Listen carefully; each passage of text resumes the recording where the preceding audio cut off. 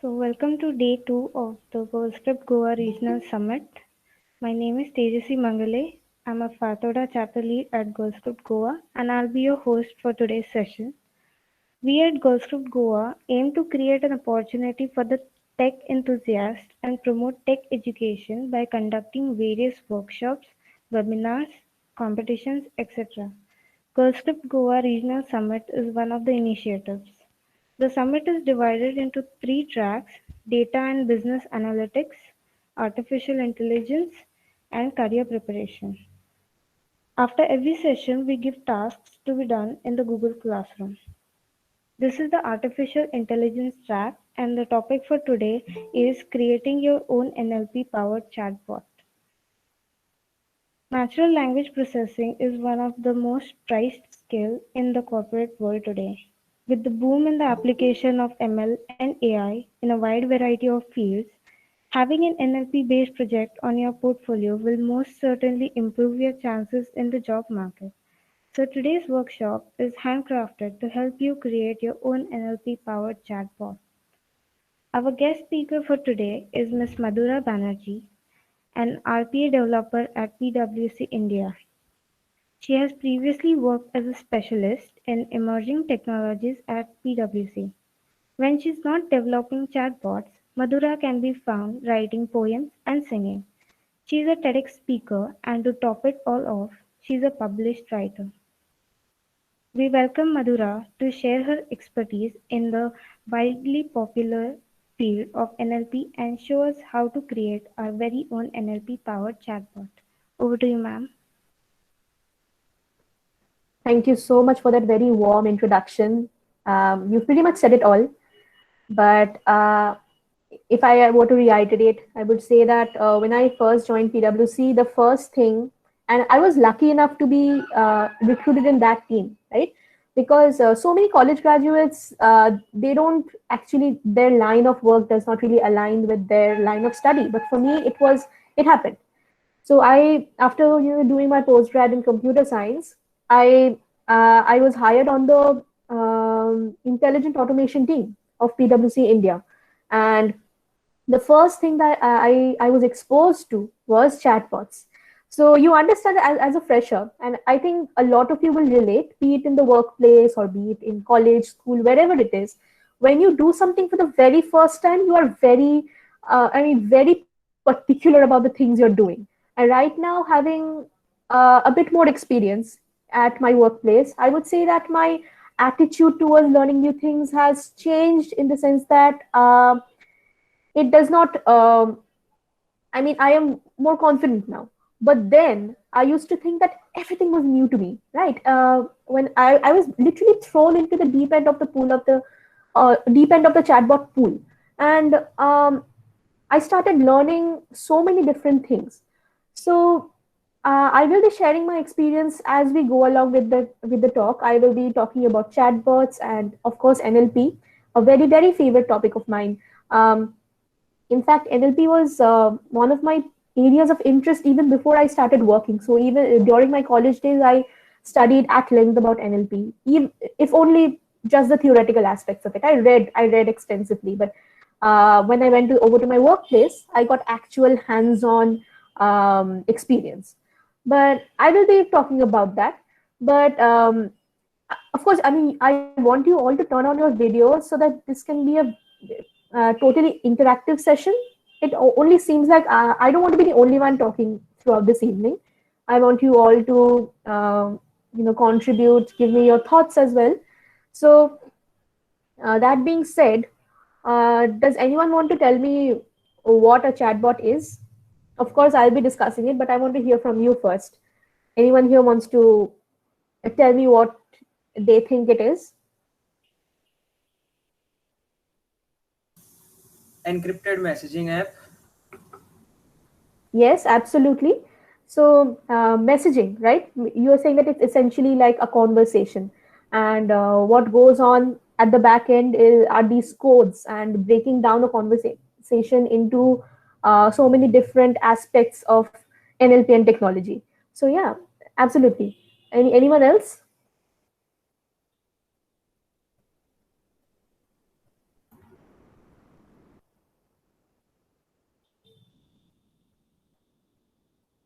I see people turning on their mics and then turning them off. Are you shy? Because please don't be. Um, yeah. Anyway, so basically, what I first saw a chatbot to be is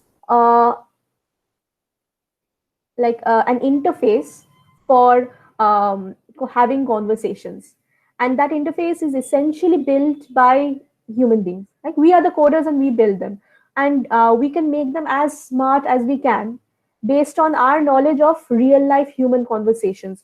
So one of the foremost things for building a chatbot is chalking out the user journey, right? That you can pick a use case, right? Maybe you want to build a chatbot for a travel company, or let's say Make My Trip. You all know that Make My Trip has a chatbot, right? It's called Myra. And so first you have to chalk out the user journey. What I mean by user journey is how a typical conversation between between a human being and that automated um, conversation bot is going to be like. So that is the most important thing. If you think that the backend coding is the most important thing, then that is not true. First, you have to visualize how a conversation would go. So you have to figure out different samples, different branches of how a conversation can proceed. Um, so when I say Make My Trip, it can be I want to book a cab. So you can build an entire conversation around booking a cab. Like, the chatbot can ask, okay, what is your source, the place you are starting from, what is your destination, and okay, when you ask the source, you expect the human to give you the source place, Bangalore, and then the chatbot asks, okay, what is the destination? So the human says Calcutta, and then did I say cab? Okay, I said cab, right? So let's say, yeah, of course, Bangalore to Calcutta cab, right? So yeah, you say a place like Indiranagar in Bangalore, and then your destination is, say, Kormangla, and the people the chatbot, then it will be encoded in the chatbot to tell you what are some possible pickup points near this address at your source place, and then you expect, and when the chatbot provides that these possible pickup points, you expect the customer to click on one of the pickup points, if you're giving a quick link kind of response, or you expect the human to type out their response, like 7th cross and 8th main road, and then the next question, and then the next response, and the next question, the next response, and then finally you give a message which pretty much marks the end of the conversation. So this is one part of a travel chatbot. It can be cabs, it can be planes, and when it comes to planes, airline booking, and providing the PNR number, and giving. And now in the COVID scenario, you can program your chatbot to reflect the COVID scenario by saying that these are the safety. So once let's say the human has confirmed the airline, the chatbot can say, okay, now I want to tell you about the safety measures that you need to take, and so on. So the first thing you need to visualize is how you expect the conversation to happen, because that is essentially what a chatbot is. It is an automated conversation. And then you realize that a conversation is basically a set of questions and answers. So you have to think about what are the possible questions, because you know that one question, you know that human conversation can be very, very diverse, right? There is no one way to have a conversation. There are, I can say that, so I can, if there is a chatbot for navigation around a city, like a virtual city tour kind of chatbot, like I can ask the chatbot, where are some ice cream shops near me, and the chatbot will give me the response. But is that the only way you can ask the chatbot about places to have ice cream? No, you can ask the chatbot, like, what are some dessert parlors near me? What are some places to have frozen food near me? Or even something like place is near me serving caramel custard. So you have to think about all of the different possibilities around one question. And that is where training a chatbot comes in, right? You have to train the chatbot with all possible kinds of questions and answers that you expect a conversation to contain, right? Am I speaking too fast? Do you have any questions so far?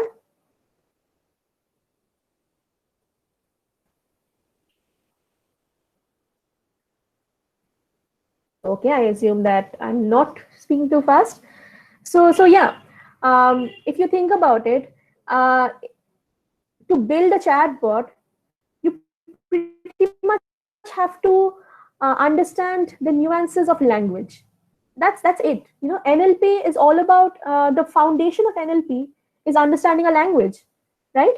Um, so I mean, I'll tell you that I was I mean that language can be English, that language can be Bengali, Hindi, Telugu, and a very and that we the team here was talking about corporate culture and not corporate culture, the the important uh, aspects or in the important topics that the corporate world is very much into right now. The hot topics in why do I keep saying topics? What I mean is the hot concepts that are the basis of artificial intelligence in the corporate world right now. And one of them is chatbots or conversation bots or voice bots in regional languages. They are exploring this in so many different ways. Trust me. And when I joined PwC, the first chatbot that my team built, the first chatbot that our team was given the task of building was a Hindi chatbot. Why is that? Because they know that they want to take technology to the common people. That is the main thing. And that was a Hindi chatbot that was successful, and it is out in the markets now. And Before I moved on from chatbots, I mean, I'm not primarily working on chatbots anymore, even though I have spent enough time there for experience to address a session like this tonight. But yeah, I remember my teammates asking me to help them learn Bengali, because a Bengali chatbot was very essential right now. Think about it. I mean, if you are if your customers don't understand English, or they are not comfortable in English, will they not use the technology anymore? Where is the success in that? Because in the end, even though we have a lot of clients who are in the US, in the UK, and of course we build a lot of bots for them, we also need to think about the customer base in our country, right? So vernacular chatbots, that is something you can I mean, I want you people to explore this, because this is one of the hot topics right now. Chatbots, definitely, a lot of people will tell you that are chatbots really that popular anymore? Maybe not, but I mean, of course, yes, but vernacular chatbots, they're the in thing, because it takes the technology to all the different people. So yeah, that's what I was saying. And when it comes to building a bot, it can be a text-based chatbot, Google Assistant, right? Google Assistant, you can type your responses like have you guys used Google Assistant? Tell me. I'm the only one speaking here. Tell me, have you used Google Assistant? Yes, right. And one of my favorite things to do on Google Assistant was send them this query that send me a poem, and they would send me a poem, and they would have this whole corpus. You know what a corpus is, right? A corpus is a database filled with uh, for send me a poem. A corpus is a database filled with poems. For a corpus, for a, what do I say, airline chatbot, its text corpus would be the names of airlines. And just give me 1 second here. I'll just come back. I'll just come back in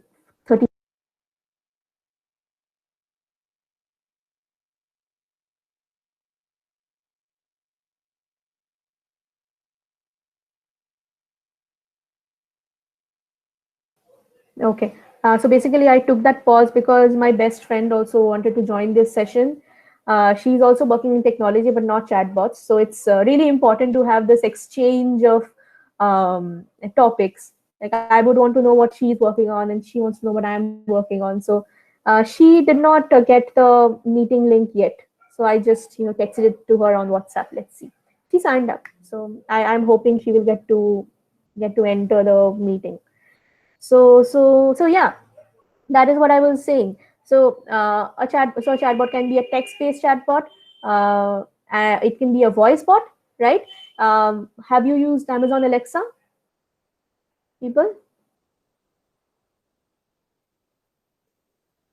Yeah, of course, right. There, the entire conversation is based on voice, right? You have to tap onto your speaker and say, and it's a launch phrase. A launch phrase is the word that activates a chatbot, right? And for Amazon Alexa, it is Alexa, right? So you have to say, Alexa, um, what are some movies showing near me, and Alexa will tell you the response, right? The Alexa will not show you a text response. It might show you a text response if the answers are about addresses or things you need to read. It is essential to read, and just hearing it is not enough. But mainly the responses are based on voice. So it can be based on voice, it can be based on text, and so on. And I would like to give you a demo today, and it is about text-based chatbots. There are various frameworks you can play around with. Instead of naming them, let me just write it down in this chat window. You can, so these names that I'm giving you, these applications have frameworks, right? These open source frameworks which you can use, customize to build your own chatbot, and it's a lot of fun. Trust me. You just need to go through. I will show you on one framework right now, and you can do the same for the other frameworks. And yeah, I'll tell you. So one is Google Dialogflow, where which I'll be showing you today. The other is Amazon Alexa for voice bots, and these are mainly the two platforms that I have experience in. So of course, when you are building a chatbot, there are different things you have to take into consideration. One is the backend code, definitely, and the other is the front end, the UX, the UI, right? How the chatbot is going to look. And while I won't be able to show you this today, because these Google Dialogflow, while I mean, you can try them, but the features are limited if you don't pay for it with a credit card. And I do have access to a paid account, but that is my office account, and I cannot, office rules dictate that I cannot open that one, because I have a lot of information, lot of chatbots built there which are secret. But yeah, anyway, it will be clear. Whatever I'll be able to show you over the Dialogflow will be clear. And while I won't be able to show you on Amazon, I can send you links, tutorials. They are going to be pretty basic, because a chatbot has the main foundation items of a chatbot is an entity and an intent, right? First, you have to think about what a question is going to look like. First, you have to build the questions that you will predict a human to ask. So that is where you have to break each question into an entity and intent. It is the job of the developer to do this. So before I start presenting on Dialogflow, why don't we play around with some entities and intents, and you can tell me what you think they are, right? I'm just going to open Notepad right now. Can you see my screen? I bet you can. And it's a Notepad. Can you see it? Yes, it's visible. Okay. So basically, a question is broken down into an entity and an intent. Like a question where when will school reopen? Let's say that we are building a chatbot that the government is going to use to answer questions about the post-COVID world. Let's think about it. So we have a lot of questions like when will school reopen? Here, the entity is school. It is the basic noun component that we are working with. And the intent is what we intend to do with this noun. You get me? It is so if the entity is X, what we intend to do with it is when will X reopen? And this X can have different this is where I said, like when I'm asking that what are some ice cream shops near me, another person may ask what are some frozen dessert parlors near me, or where can I find caramel custard in different ways. So what are these different things? An ice cream or a dessert ice cream shop or a dessert parlor or a frozen dessert place. What are these? These are synonyms, right? So X can be school, X can be college. You have to predict what are the possible synonyms are. Like what are the different ways a person can construct a sentence, right? A school. So yeah, X can be school, college. Um,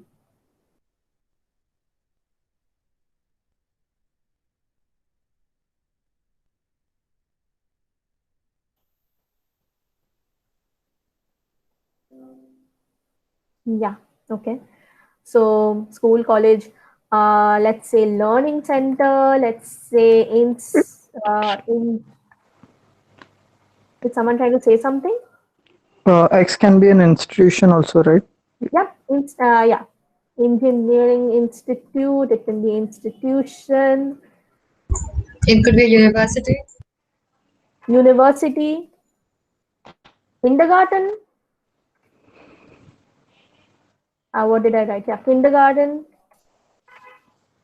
So basically what you're saying is if someone, then you have to, now we're done with the question. Now we have to give the possible answer. Like, let's say the government is giving a notice that all of these institutes will open on Jan 20. Okay, that is not right. October 11th. So this is your answer. So you're ensuring that whenever a human asks, when will school reopen, the chatbot will answer October 11th. If they say, when will college reopen, a chatbot will answer October 11th, and so on. So yeah, I'll show you how this works in a chatbot framework, but let's play around with some entities and intents. How about, I told you about, okay. Restaurants, and it need not be a question. It can be a phrase, right? You have so basically it's all about predicting a human being's way of speaking. They may not always have the time to ask what are some restaurants near me, so they can just say restaurants near me. What is the entity here?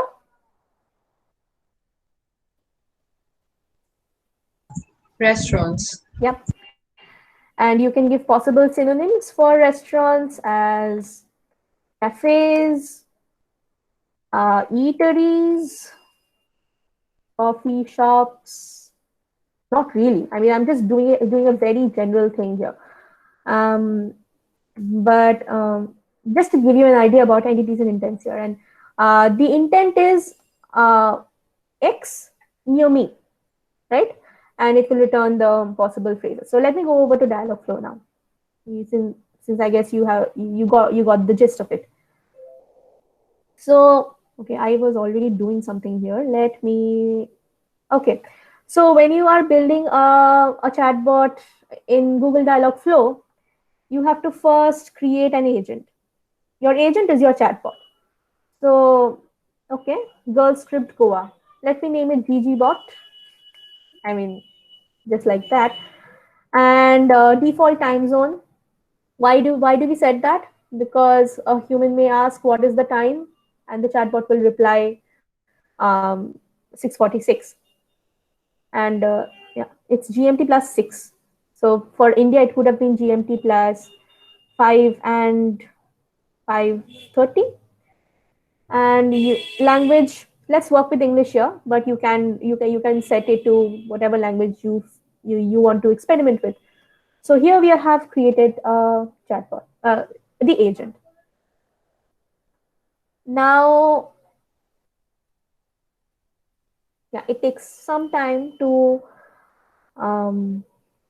create it. So yeah, now the thing about these frameworks are the skeleton of your system would be built for you. See, default welcome intent and default fallback intent. What are they? Like when you say hi, welcome, for those intents, responses are already built in. Fallback intent, I cannot answer that right now. What was that? Sorry, one more time, I didn't get that. So when do you think that this happens? This happens when so yeah. Let me now, while we are on fallback intents, let me tell you about training phases or training data. Yeah, that is the better term for it. Training data. So you are loading a chatbot with possible questions that a user may ask, and you are encoding answers into the chatbot for possible responses that it can have. What if someone asks something that is completely outside this entire corpus? That is when the chatbot is expected to answer, sorry, what was that? One more time. I missed that, what you said. What was that? And so on. It gives the user to rephrase their question and give a better response. Because, of course, in the end, a chatbot is not a human being, right? Even if you think logically that I am though asking a very simple question, but if it falls outside the corpus, the database of the chatbot, the data that the chatbot was trained with, it will answer like this. So yeah, let us build an entity. Tell me a question you want to ask a chatbot. Any question? It can be about anything. It can be like restaurants near me. We just dealt with that. So maybe something like that.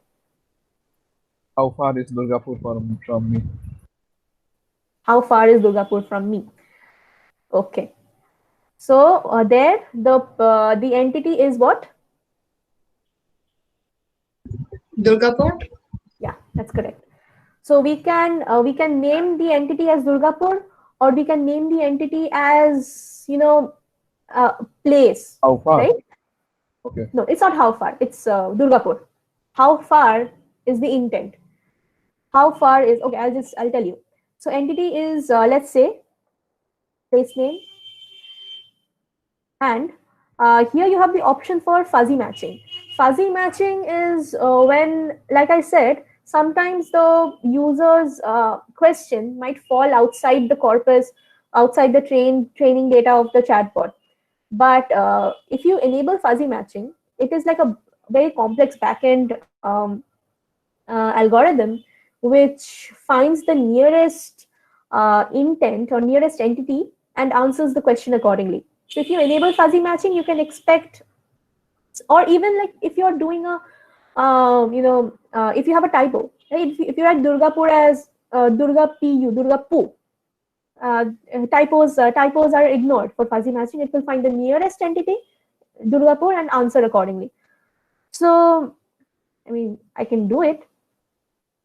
So place name, right? In here, I will be writing down synonyms.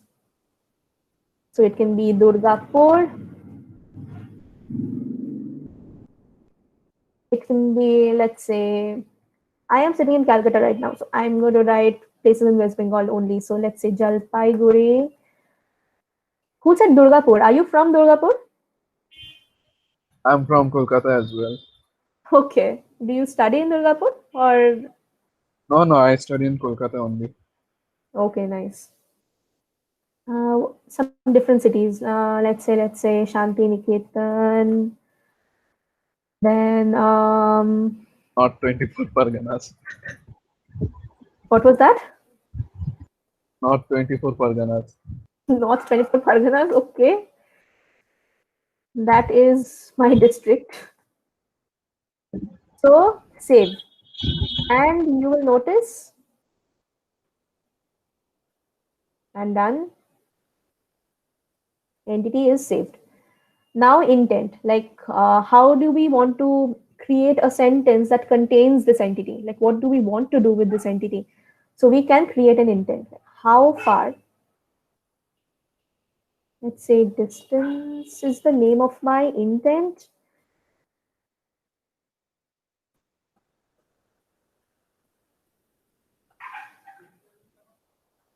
Is my net slow? No, it's not.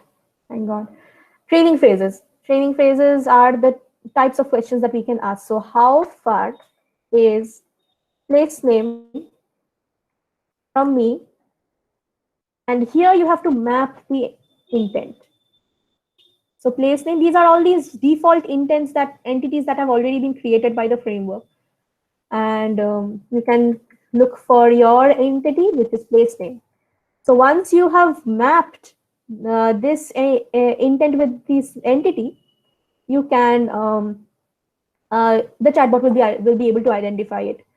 And then responses, text response. Now essentially Durgapur, Jalpaiguri, North 27 Parganas, they have different distances, right? But you have to do some backend coding for it. I'm writing a static text response just to do a demo here. So let's say I'm writing what is the distance, man? 250 kilometers. Is that okay? This is let's say if anyone asks, I mean, I'm assuming that Durgapur and Jalpaiguri and North 25 Parganas are all synonyms. They are essentially the same place. Just bear with me here. And I'm only saying that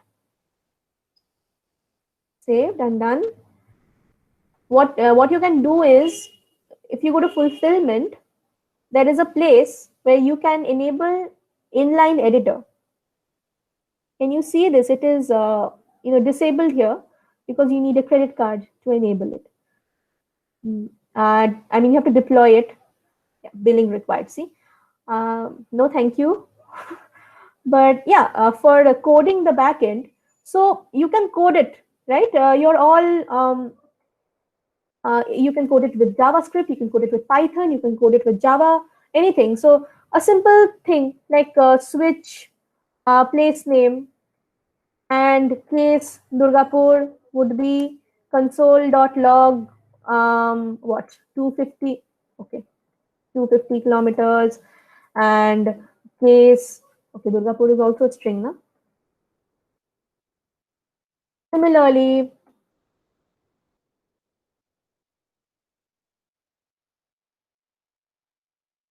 case, my bad, control B, yeah, case Jalpaiguri would be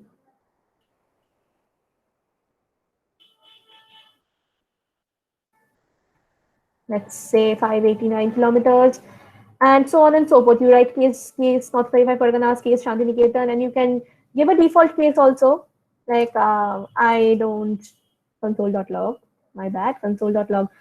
I don't know where that is. Like if it does not fall under any of the place names that the bot has been trained with, it will say, I don't know where that is. So that is the backend code I'm talking about, which unfortunately I cannot show you right now because it requires billing. Bad. But yeah, anyway, you get the gist. So we have an entity, we have an intent, and this is the console where we can try this. So what is this distance? How far is Durgapur from me? And I've given a text response. How far is Durgapur from me? And the chatbot will give a response like 250 kilometers. So yeah, based on the code and based on the place name, it would have given 589 if I would have typed Jalpaiguri, and so on. Now, there is this, oh my bad. What did I do here? You have to save each and every page, Right.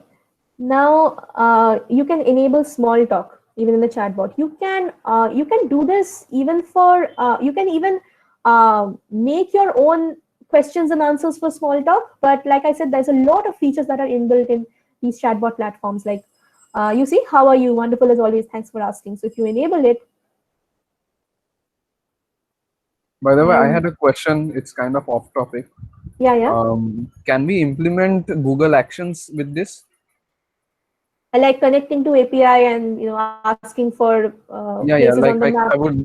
I would just go, hey Google, and then ask my, action name, and then I can ask my question. Yeah, definitely. That you have to do in the backend code section. You have to integrate the API in the backend code. All right. So it is possible with the dialog flow. Definitely, yes. Okay. So yeah, enable small talk, and it has all of these things there. So how are you? And it's a wonderful. Thanks for asking. So this is inbuilt. You can make your own small talk, just for fun here. So let's say, I mean, small talk need not have an entity, right? Because it is a straightforward question, right? What is your name? Where is this? Yeah. Uh, Intro, that can be the name of my intent. Training phrase can be what is your name. I'm just doing it because I'm just showing you how you can customize it. And the text response can be, I don't know, Mera naam Joker.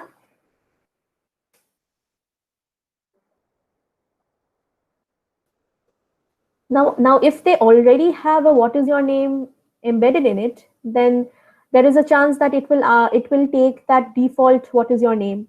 So yeah, well, let's not take a chance. आपका नाम क्या है? Let me just write that. I mean, I know I'm not. I'm just going to delete this. I know this is not Hindi, but just for fun. आपका नाम क्या है?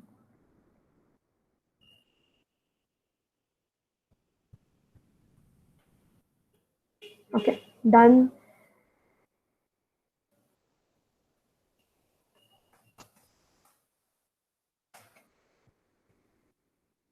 मेरा नाम Joker. This is it. So you can customize your own small talk here like that, and it is quite necessary. You know, uh, for light moments, for comedy, because I mean, a chatbot need not only answer the questions that you're asking it, right?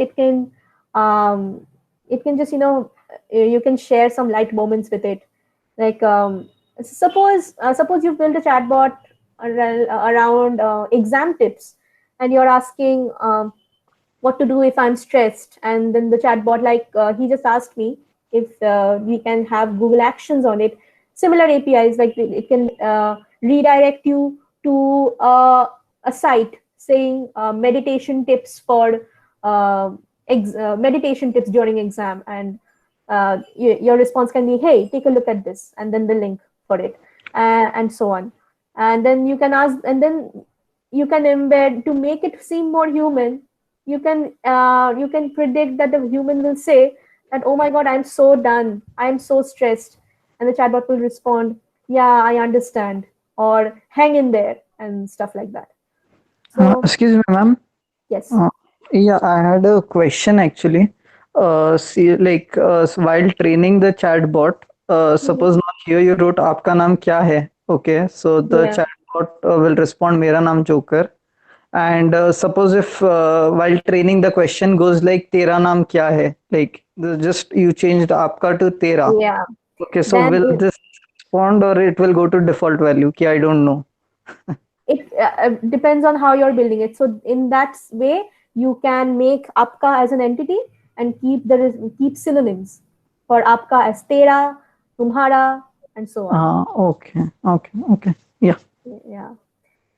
So yeah, before I continue, does anyone else want to share anything? I mean, this need not be what to say, like a class, right? We can discuss, we can talk about things, right? Um, does anyone have anything to share about chatbots or NLP? Ma'am, why do we require a chat box if we have a web browser? Everything is available on web, right? Yeah, it is. I mean, it is for convenience.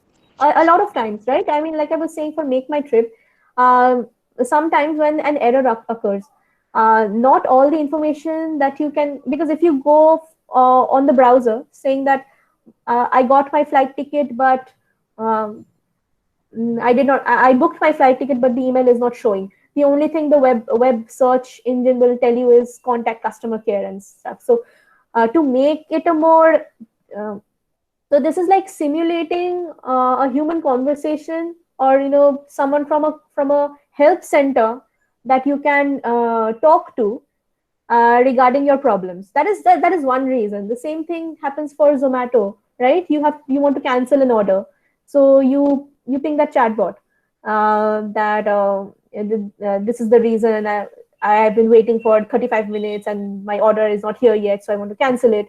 And Zomato, the inbuilt code will cancel your order and so on. So it is basically a help center, a help center person without it being a person. It is like an automated help center agent for you. Can I ask a question? Definitely. So you mentioned fuzzy matching while creating an entity. So like, what are some real life examples of fuzzy matching here? Like, how would you implement it? So yeah, so like I said, so basically when you implement fuzzy matching, or when you enable fuzzy matching, it will find the nearest the closest response, or the closest entity to it, and answer accordingly. So suppose human to err is human, right? So if a person is typing and they make a spelling mistake, fuzzy matching will be able to identify the spelling mistake and find the corresponding word which it could have been. Again, the chatbot can be wrong also, but then it gives you the possibility of identifying a typo and giving you the nearest answer, and not just typo, or any kind of response that falls outside, any kind of question that falls outside the trained phrases of the chatbot. If it finds a near match, it will be able to answer instead of going to the fallback intent and saying, I can't answer that, or can you repeat? Because if you're saying, if the chatbot is saying, can you repeat, or I can't answer that, the control is given over to the human again to rephrase the question. But that is not exactly a very seamless activity, right? So just so that the chatbot does not have to go to the fallback intent, you can go for fuzzy matching. Thank you.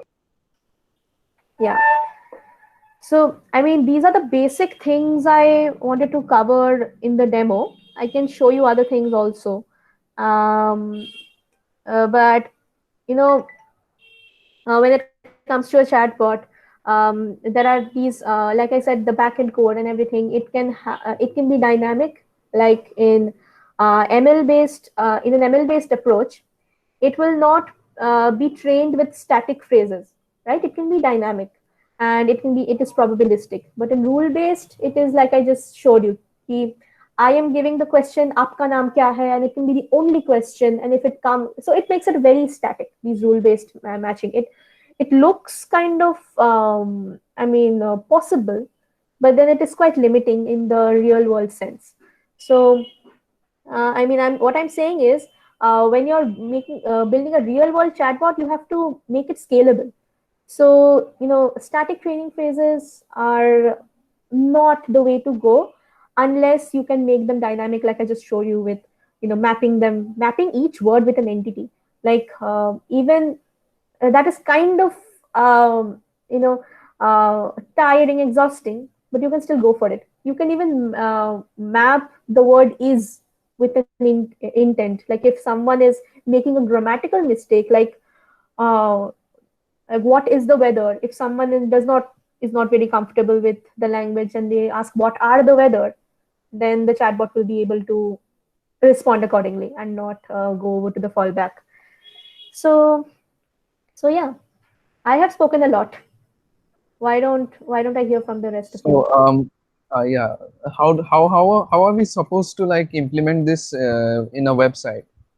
Like I have a website and I want to attach this chatbot to my website in a interface. Yeah.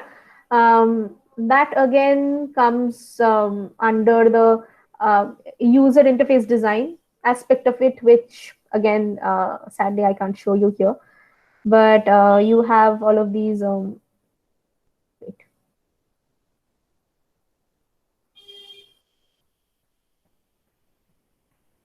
I don't know why the website isn't opening. Is there some kind of API, or is it some kind of framework that we need to like? There can be a framework according. So, like I said, so I may not know everything regarding the integration of it, but then you can definitely go by via the API approach. And by that you can integrate a chatbot on your phone, on your website, or any place else basically. So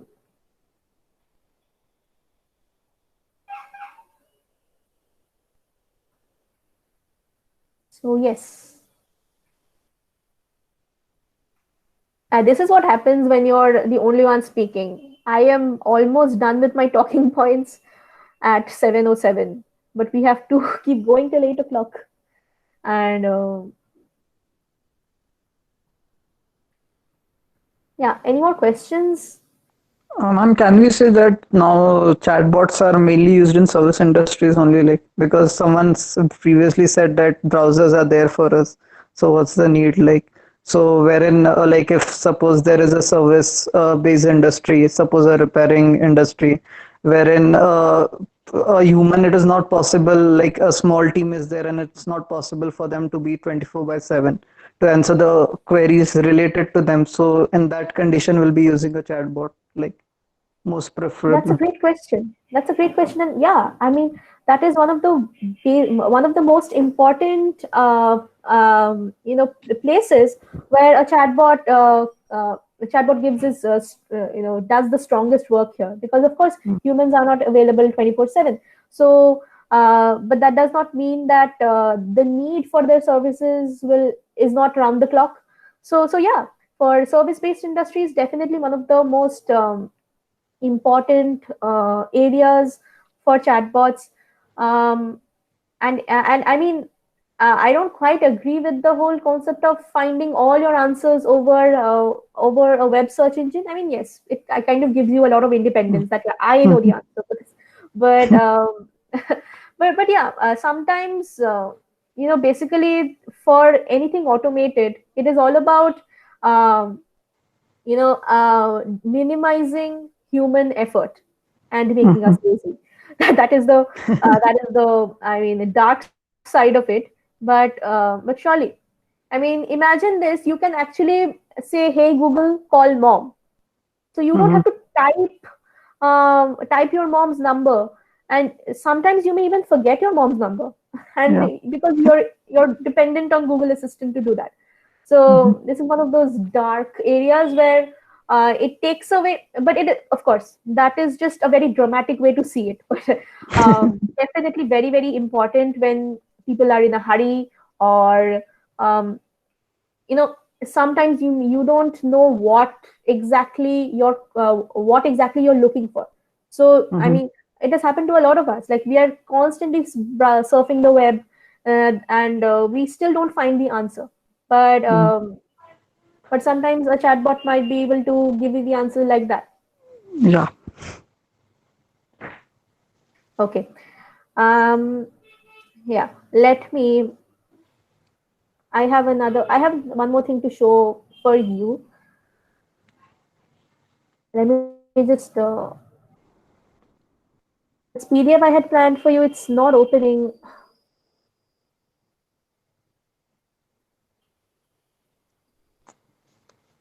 Just give me two minutes.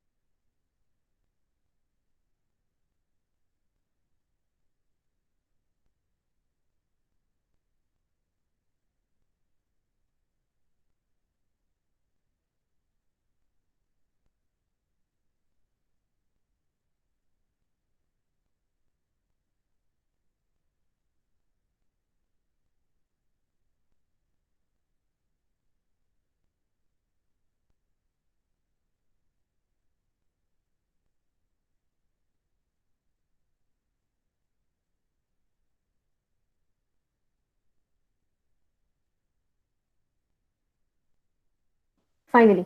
So another very interesting application of chatbots I learned was smart documents, right? When you have a, let me see if this is a very, yeah. So, okay. So suppose you have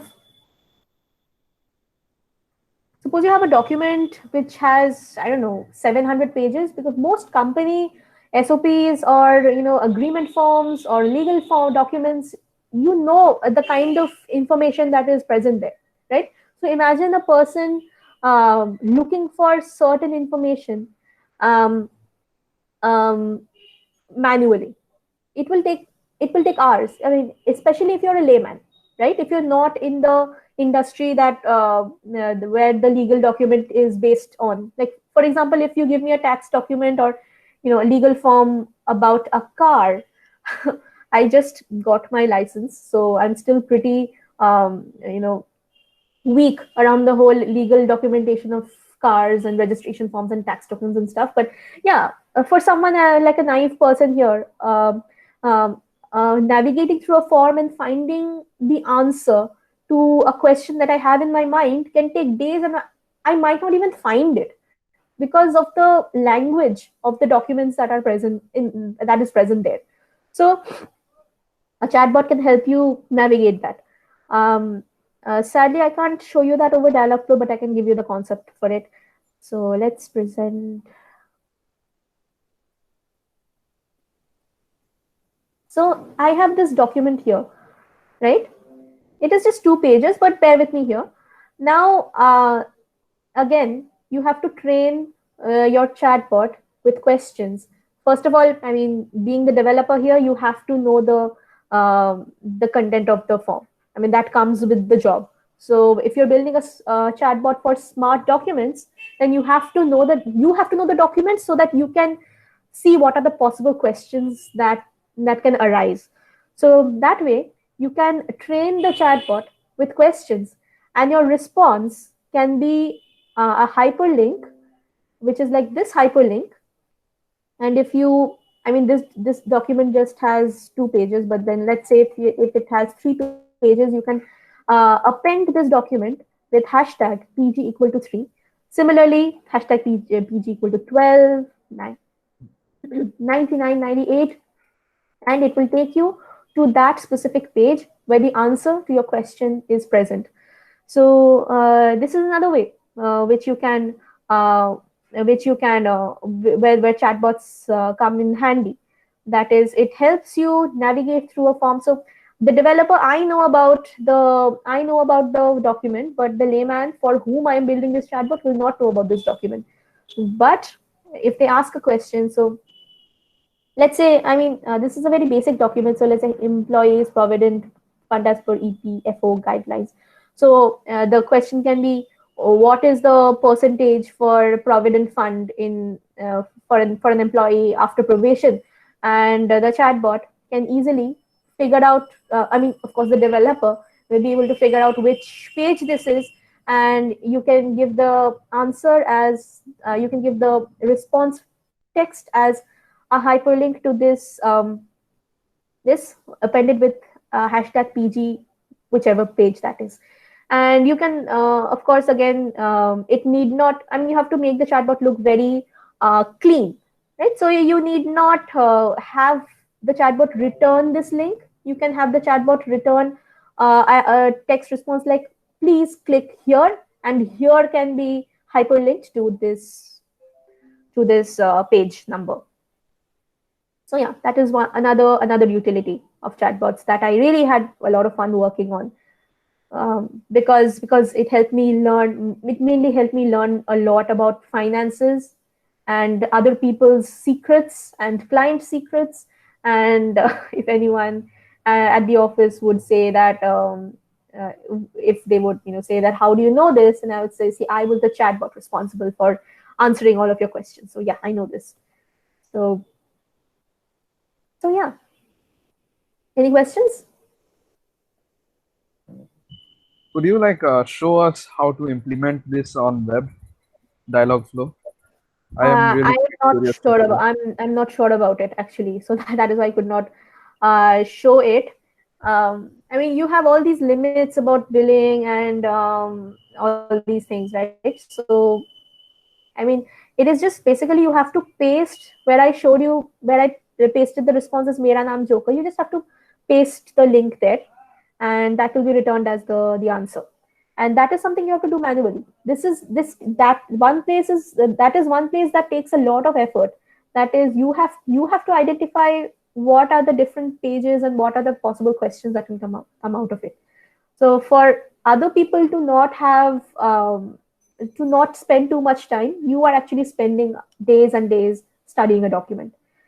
See, I wish I could give you a demo for it, but sadly, I don't have the resources, and the only resource I have is company confidential. So, So this Dialogflow, is this free? um, uh, without the inline code, that it is free. If you want to enable that, let me show you. Inline what? I did not get that. Yeah.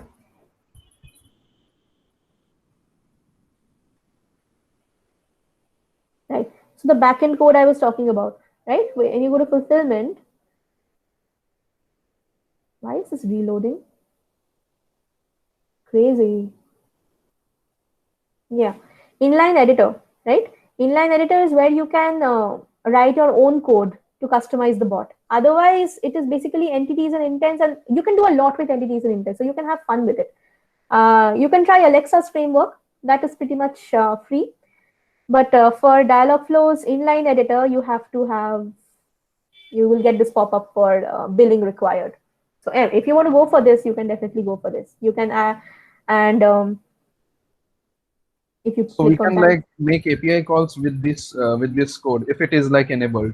sure, yeah, absolutely, absolutely. This is the one of this is your place to customize it however you want to, invoke whatever you want to, and there is no coding standards here. You can choose to code in JavaScript. You can choose to code in Python and anything. Okay. So isn't backend mostly written in C++ or Java? You can. So here the default is JS, JavaScript. Okay. But you can change it. You can change it and make it C++. Because I was thinking like, what if I want to make a chatbot where I will be like asking the chatbot for some kind of GIF, and it would be returning me. It would be fetching a basic GIF from some kind of API. No? Yeah, you can do it. You can do it But in it's not this free, backend. apparently. This part is not free.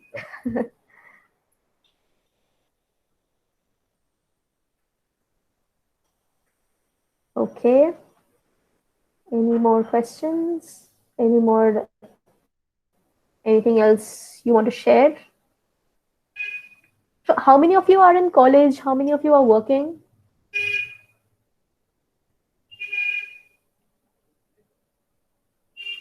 Anyone here who's working? Yes, ma'am. Hi. Okay. Yeah, I'm working in Goa only. It's a software company named Open Destinations. So it's mostly in the travel domain, and also they have their products. So I'm in the support department. So Interesting. Very interesting. Yeah. yeah, so if they have some bugs and all in the product, we need to fix it and all go through the code Yeah. and stuff. Yeah, Yeah. Always a lot of fun fixing the bugs. not really. Are you sarcastic? It's sometimes It's it happens that you code something and it is absolutely free of bugs, and then it runs on some other server or on some other internet connection, and it suddenly starts throwing bugs. special in production and stuff. Especially. I And mean, yeah, it's a little difficult. But yeah, I had my boss ask me, why is your bot in production for a longer time than it was in development? And I said, well,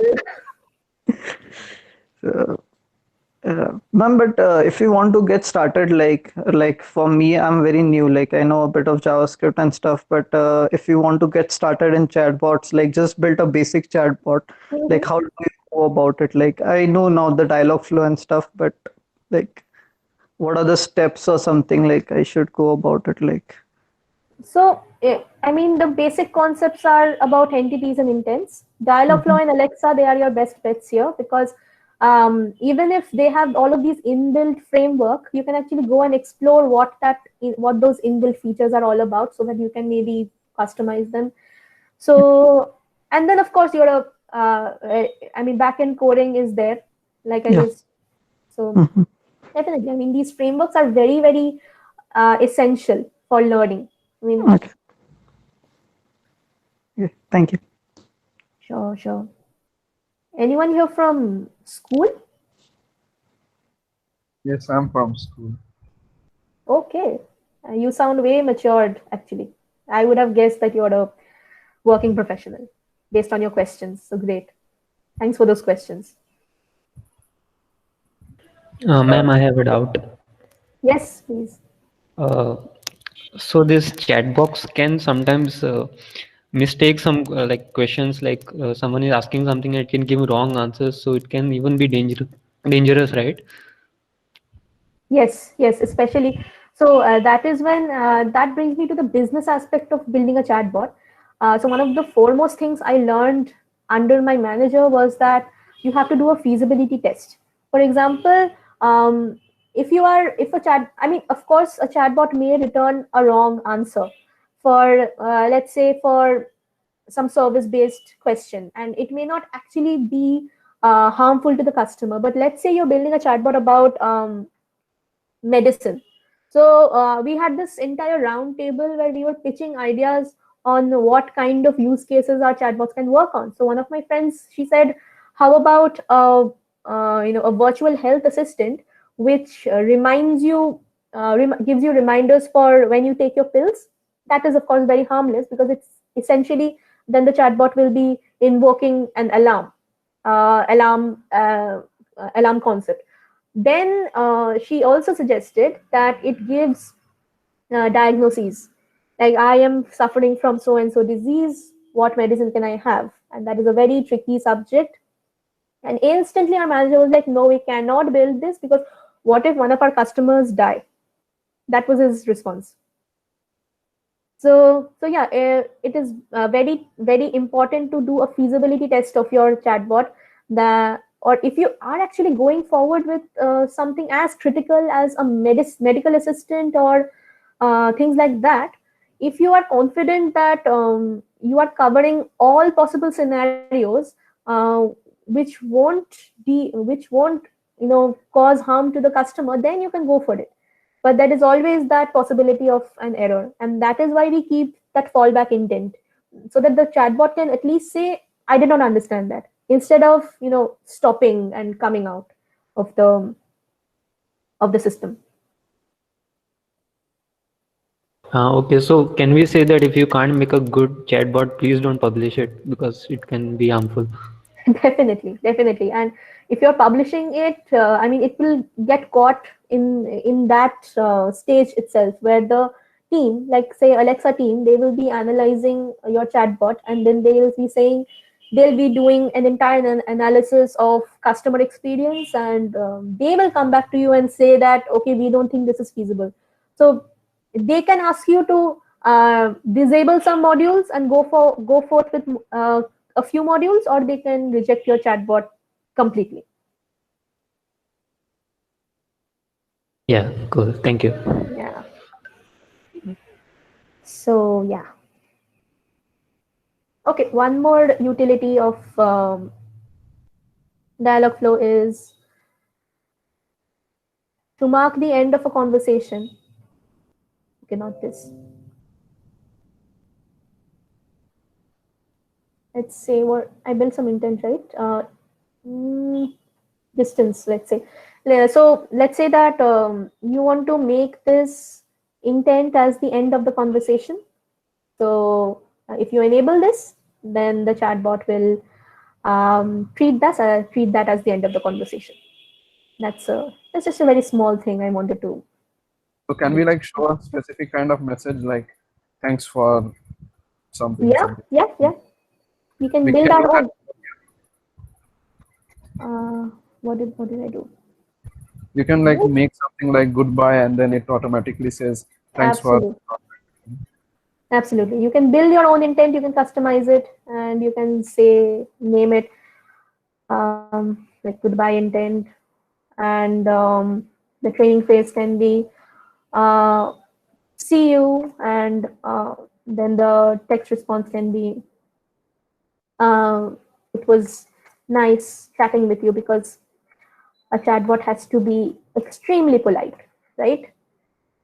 And of course, set this as the end of the conversation. So we have an entire very random kind of bot here. So let's say, when will did I do that? How far is Durgapur from me? It responds. Then you say, see you, and there you go. You can make your own, or you can depend on small talk.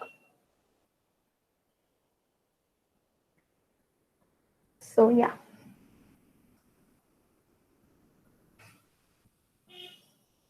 Running out of things to talk about, unless you people have. Actually, I shouldn't complain. You people have been very interactive all through. I'm very happy for that. And yeah, now it's pretty much open to you guys. If you want to have any if you have any questions or not, we can do it, or we can call this session to a close if no one else has anything else to talk about. Can we like implement AI modules over here? AI models or modules, whatever. Yeah, ML models. You can definitely do that here. Okay. So yeah, in the beginning of this webinar, you said that you made some chatbots, right? Mhm. So did you use Dialogflow for those? No, Dialogflow was just something I did for fun, and it was just for a demo of. So we do these POCs for our company, right? What of use cases. So we just had some free time, and we built this bot for over Dialogflow. So that is how I learned it. But I've been using other. So I started off with Alexa, and that was basically voice. And if you, so it was just Alexa was a voice bot, and yeah. Dialogflow, yes, I did. I'm just saying it never went live because it was just a POC. But like, if like any big companies use Dialogflow, because if you are using something by Google, then you need to like give credit to Google. But what if I want to make it by myself, all by myself? Then you have these independent platforms available to you, actually. That just that way you don't have to give credit to any platform, and you just utilize their tool, and they will also have a framework like this, and then you can build them. A tool like that comes to mind, something we used is SenseFort. It is this platform. It is this AI company actually based in Bangalore. So I work in Bangalore, and yeah, so we use their utilities. Basically, they gave us the framework, and we built our own algorithms. We built our own entities and intents and so on. My first project was this internal chatbot for HR. I mean, of course, I was a kid, so I was entrusted with something in internal firm services. So yeah, my chatbot would answer all of these questions about holidays and leaves and payroll and so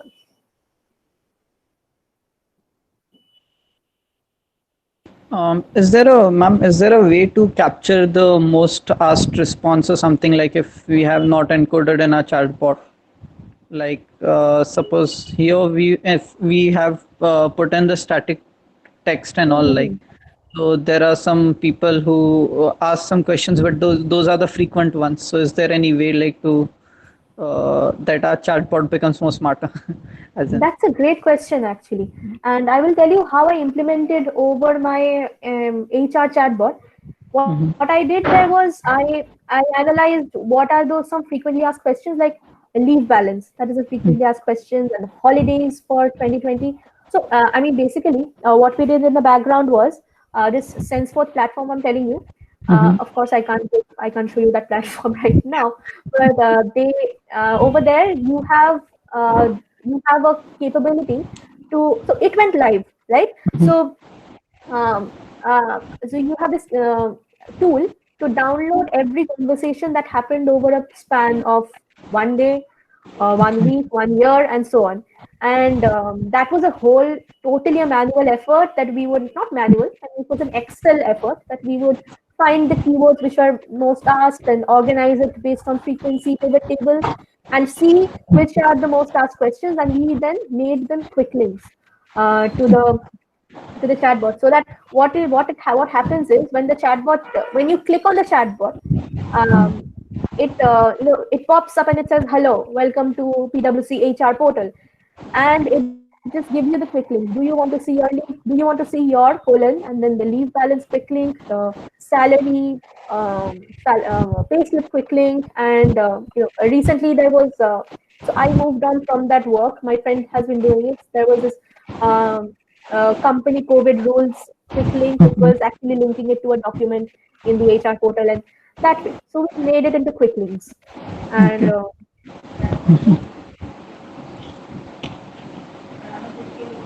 you can actually build a welcome message like that. There is a welcome intent in Dialogflow also, and there's a welcome intent everywhere.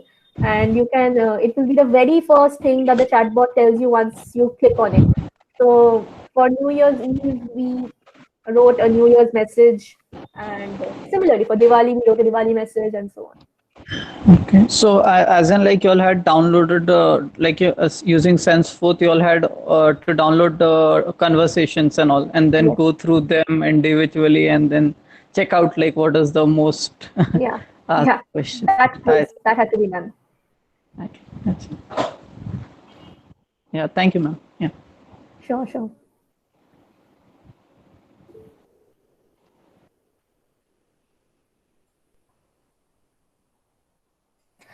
Shejuti is asking this question that how do we implement language detection in multilingual chatbots? That is an algorithm that you can build actually in that inline editor backend.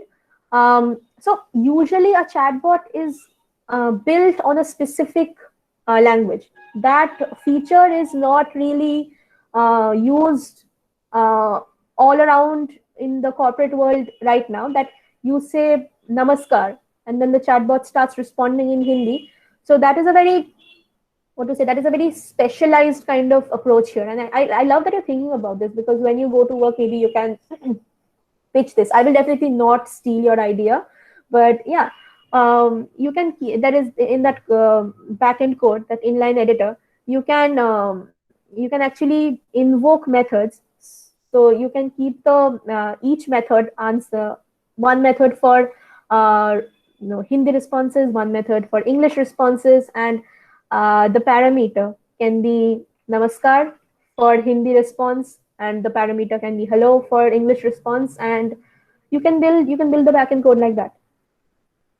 I mean, off the top of my head, because honestly speaking, I have not implemented this or have heard of this. So I mean, Girl Script, are you watching? We have these bright minds coming up with new ideas which the corporate world has not explored yet. Ma'am, I had another doubt. Yes.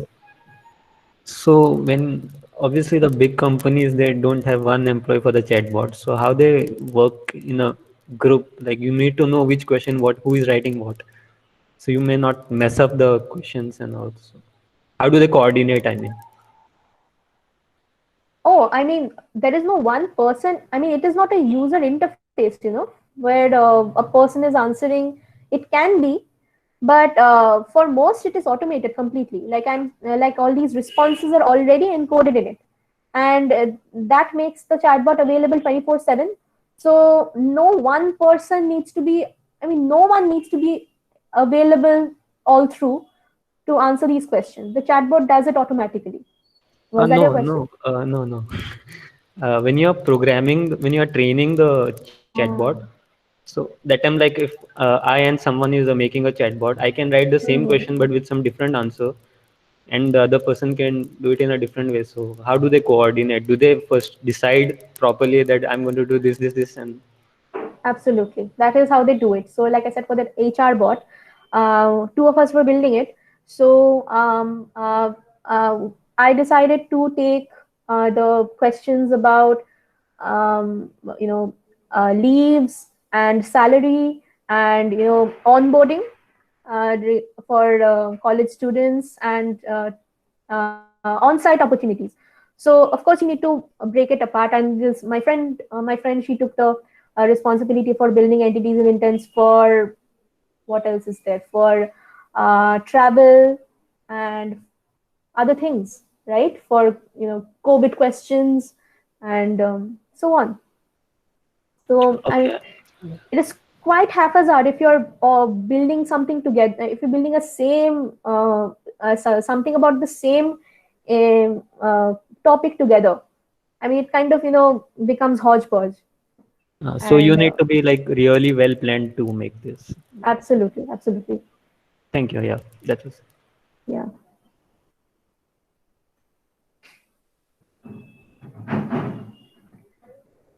Okay. Let me see if I have any more notes to. I can't believe that it ended. So, I mean, my talking points ended so quickly because the office. I mean, days at the office would go by for hours and hours when we would be discussing chatbots, and someone will not like something, and then we would have to rebuild it, and so on and so forth. What language did you code your first chatbot in? JavaScript. All right. Yeah.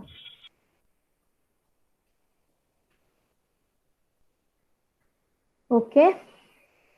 There are a lot of people who haven't spoke. I see the same people who are asking questions. What about the others? Oh, hi. So my best friend I could actually successfully join this meeting. I'm glad for that. She was facing some issues. Hi. Ma'am, there is a question in the chat section. Oh, okay.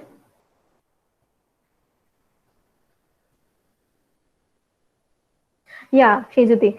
Good question. It is what we were discussing also previously. And, I actually understand why there would be multiple questions regarding this because team management can get really, really haphazard. Speaking from experience here. So definitely, when you're working on a team, you have to break down the topics. Like I said, when you're building an HR bot, suppose I am only dealing with the questions regarding leaves and travel, on-site travel, and my friend is only dealing with salary questions and COVID-related queries. So it is really important that we do that because what do I say? If I give, I would have different interpretations of. Definitely something needs to be. It needs to be broken. Responsibilities need to be broken down, but also what is really important is to have a review, a cross review of each other's work, so that, like I said, I may miss something. Like I said, I am one person, right? I may not have all the different questions, entities, and intents in my head, which could build the entire corpus of training phrases for the chatbot, right? And it happened, when our HR bot turned one, we kept this module for a happy birthday bot. I can't even tell you the name of the bot, right? That would be company secret. Yeah. So yeah, happy birthday bot. So I was given individual responsibility for it. So I built all kinds of training phrases for it, like happy birthday bot, many happy returns of the day bot, and all kinds according to me. But then for testing, my manager took up the responsibility, and he started typing questions like, "Hey bot, where is the treat?" And the bot would respond, "I don't know that. Can you rephrase that?" And that is not the way to go, right? Because the bot is supposed to understand that question. So yeah, it is very important. Along with dividing the work, it is also important to cross analyze each other's work, so that we will definitely. It is not possible for us to understand all possible utterances, right? Um, and because I have one way of speaking, you have another way of speaking, so that we can cover all possibilities. Yeah, that is something very essential, I feel.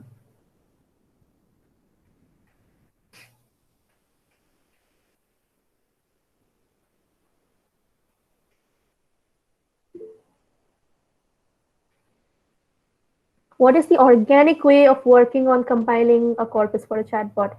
It depends on NLP. I mean, what is NLP if not human understanding of language and transferring that language to an automated system?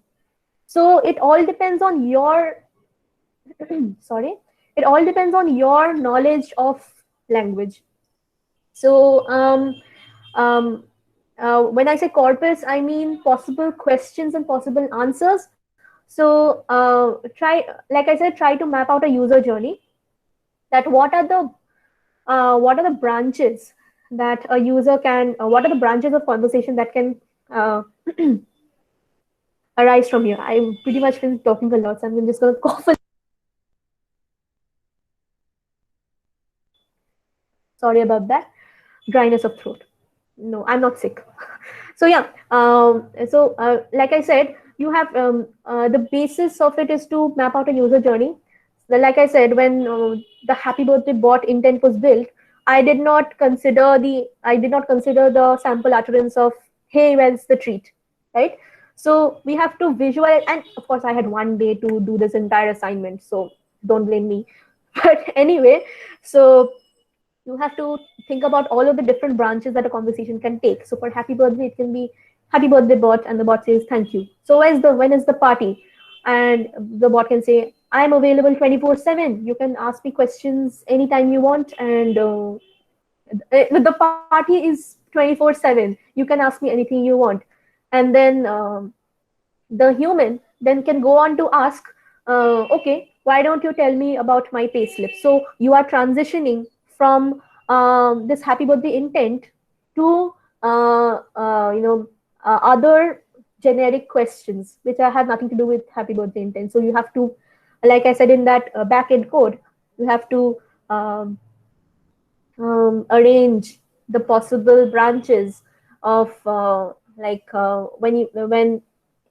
what you can do is you can invoke the payslip question, or invoke, if you keep all of these HR questions in one code, you can just invoke the code in the body of that happy birthday intent, so that the bot can seamlessly go from here to there, so that the bot is prepared for all possible branches of conversation.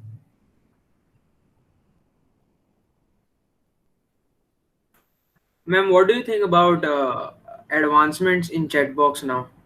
Like something new, something different than regular chatbox. So regional languages, that is the main advancement that is under construction right now, especially on Amazon Alexa. And you are all aware of. Okay, let me share my screen, even though I won't be able to share Dialogflow because I'm talking about Alexa. So in chatbots, you have voice bots. We are talking about Alexa here, or even chatbots, But you have this capability of introducing tone and tenor and volume and style of speaking in a voice bot. So you all, I assume you have dealt with HTML coding, right? So you have these tags like div, and you write some code here, and then you close the div tag. Same way, when you are writing the backend code for Alexa, there is this documentation present there for all kinds of voice features, and you can write here whisper, I am a bot, and then close the whisper tag, so that if this is your response, then the bot will whisper this part. Then same thing. If you are whisper is one, then there is you can adjust the speed. So speed is the tag, and this attribute is something I forgot actually. Something like let's say the attribute is speed t equal to, and you give the value for speed. Let's say fast, and then you type I am a bot, and then you close the tag for speed. And then when this particular response is invoked, bot will say I am a bot. Or if you do this for slow, then there is XX slow, so it'll be like I am a bot. So nuances in voice. So voice technology is one of the. I mean, it operates the same way as chatbots, because it text-based chatbots, because it involves entities and intents. But it has all of these added features because it involves voice, all of these nuances. And the same way, right? For you can there are these Alexa comes with these embedded characters like Giovanni, who will speak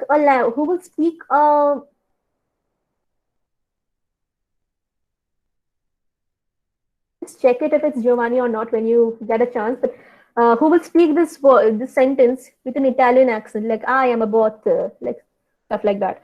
So while the nuances of voice is being explored extensively, the same is being professed for regional languages. So that comes in text-based chatbots also. So you can set the language preference as Hindi, as Bengali, and write down your text. And you can actually work on this. You can, because it is not that popular yet. People are still working on it. I'm giving you a corporate secret, so don't tell anybody. Don't tell my boss. Not that it's a problem, but yeah. So regional languages and then nuances of voice. These are some pretty good advancements that are being explored right now. And what else? Smart documents, like I showed you, is also being explored. And yeah, I mean, it is. I mean, it's fairly simple to write the backend code for Alexa, actually, because the body of the code is usually, if you know HTML, you can just replace HTML tags with these already available tags present in Alexa, like whisper and speed and all that. Now, is there any dynamic way for training the bot? Like here we are manually doing the intent and the response. Like, is there any dynamic way kind of wherein like Fuzzy from a matching, document? Sorry. you can enable fuzzy matching so that it has the ability to just correct the spellings, right? Like if I'm doing it TO, it has not just spellings. It picks up the nearest intent or the nearest entity. So I mean, it is not only a spelling mistake. It can be suppose if your utterance is if you've trained it with where is Durgapur, and you write where Durgapur, it will map it. It will be able to map. No, like from a document of questions, like directly takes and like all the like. For documents, so far, the developer at least needs to read the document and acquaint himself with the document. It is because it is actually for documents, smart documents. It is not. I mean, it is not feasible to go for dynamic training, because what if it gives a wrong answer, and it can have legal consequences for that. Okay. Yeah. I just checked. I tried to sign up in Dialogflow, and it said that it asked for my credit card details. Yeah, that's for that backend code. Yeah. So what if I want to, like, is there something which is open source so that I can do this all for Alexa? You can go for Alexa. But that is voice AWS, right? Yeah, it uses AWS and it is voice based, not text based. But then I tried signing up for AWS like a few months ago. It also asked for credit card. Yes. Yeah. For And for- apparently it does not charge for the first year, but then it starts charging after that's a right. year That's right. by Yeah. itself, Yeah. which is more scary. So Yeah. I know. yeah, But and to get the basis of it, you just have these features to work with. uh, it's pretty expensive actually. Very, very. We have this person who is in our team specifically to finance our bots, and we this person's job is to give us his credit card details, and we pretty much. So is it worth it? Like, do you get much profits? How much you spend? Oh yes, I mean you get the get all of the features, right? The backend coding and integrating APIs and everything. You get that when you um, pay for it. So, I mean, if you want to just get an idea of entities and intents, But then and how is, sorry, yeah. I mean, yeah, if you want to get just an idea of how a chatbot works, then go for the free thing like I just showed you, like the one I have in my personal device right now. But yeah, Yeah, so I was asking like, how is this like profitable? Like, if somebody starts off, saying that, okay, I want to build a chatbot, and he makes a chatbot, but then he won't be earning something off of it, right? if you publish it and it goes live and certain people use, I mean, a certain number of people use it, so it goes like this: that if so many people use it, you get merchandise from Google or Alexa, or I mean, eventually you start earning if you get XYZ downloads. Okay. So who pays this? Who pays us? And Alexa will pay you, or Google will pay you for this. why? Because you built a utility that is actually on the platform, and I mean people have I mean you if you have like I don't know 1 million downloads, then that is a utility for the tool, right? Yeah. Okay. But then like we don't have any kind of ads or anything, so you get what I mean, I guess. Okay, yeah, that way, yeah, that is a little tricky. So it will be like profitable as it will increase your viewers. Like if Google did not have Google Assistant, people will go for something else, which has some extra Hmm. features. So that is how it is profitable, right? Because it's giving you Yeah, some new feature. yes, It I increases mean your people, the number of people using it. yeah, I mean at the end of the day you can say that I built that and people are using that, and Yeah. you get merchandise. Like with Google Assistant, it gives us Google searches, and which has SEO and everything. Yeah, So obviously, correct. over there we can find profit, but then like we won't be building a chatbot as much robust like Google Assistant is. So for us, is it really profitable to have a chatbot on our website? I mean, if you think that I mean, the terms and conditions of this does not apply to you, you can go for these independent portals, right? You actually raised a good point. I don't know how I can reach back to you, but I'll definitely let you know about more independent portals where you can just use that platform to build the chatbot and then integrate it and go forth. Ma'am, can I add to it? Yeah. Also, it depends on the business needs actually. As in back in college, when we had one startup, we wanted like customers 24 by 7, like when they were chatting with us, we directly went for business, WhatsApp business account, wherein we could directly, like whatever their most frequent question was, we could phrase a reply to that. So I think it all boils down to your business needs, like whether you Yeah. need a chatbot or no, right? Mostly like. Yeah, true. I So, mean, 24/7 availability and, decreasing human effort. And I mean, usually those are the main points you initially look into. yeah. Mostly 24 by 7 support, like if you need Yeah, it and correct. you don't Because have the my manpower. friends,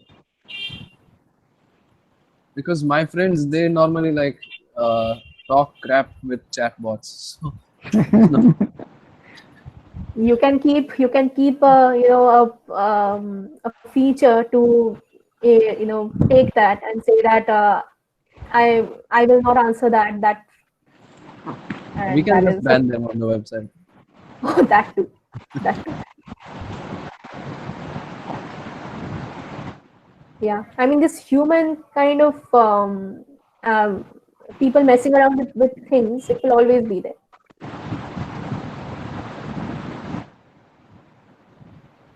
I mean, I'm telling you, even on this HR bot, which is embedded in the company portal, when we analyzed the conversations over Excel, we saw that people are asking, "Are you married?" to the chatbot and stuff like that.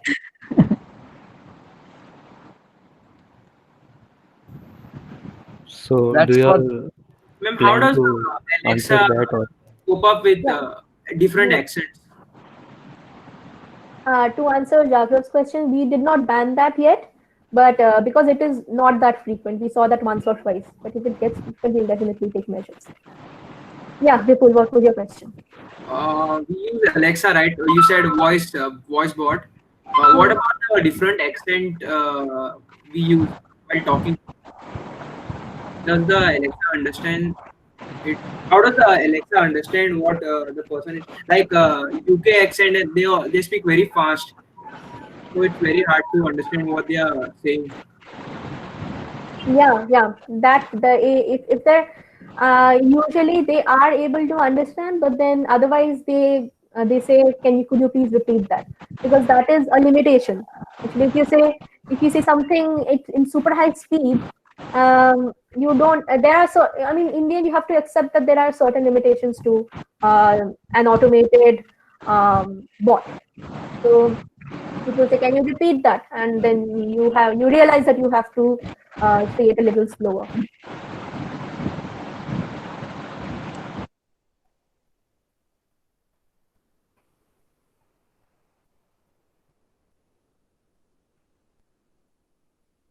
So, right, we have come to the end of the session, and thanks a lot for all of your questions.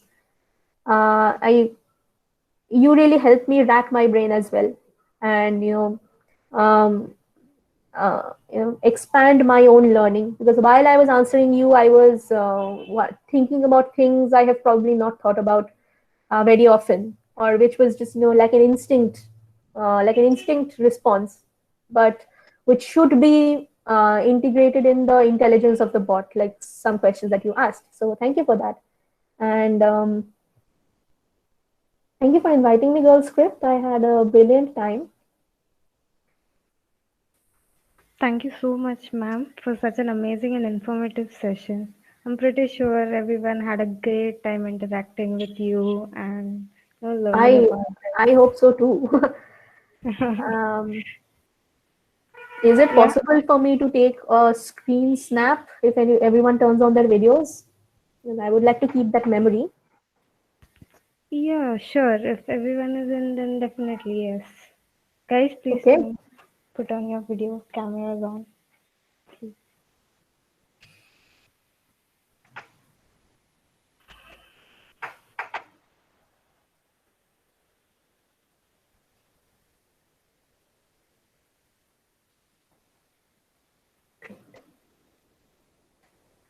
Some people are pretty shy.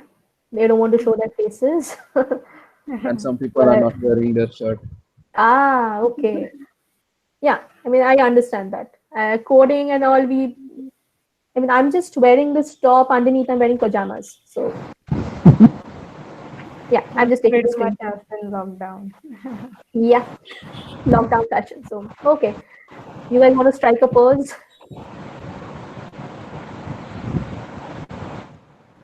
I think there are only 3-4 of us, I guess. Yeah. Yeah, pretty much. I can see.